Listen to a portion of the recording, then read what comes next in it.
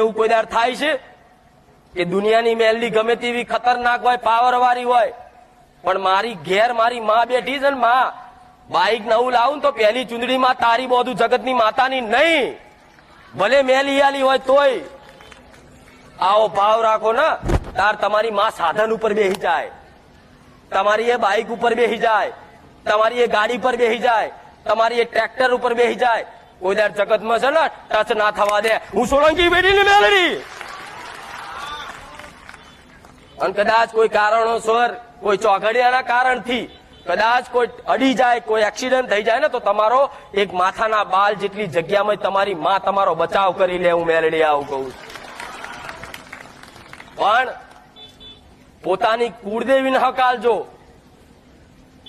આ તો સાધન લાયા નહીં, અને જો પોતે જે બીજે માતાને માનતો હશે એ ચુંદડીઓ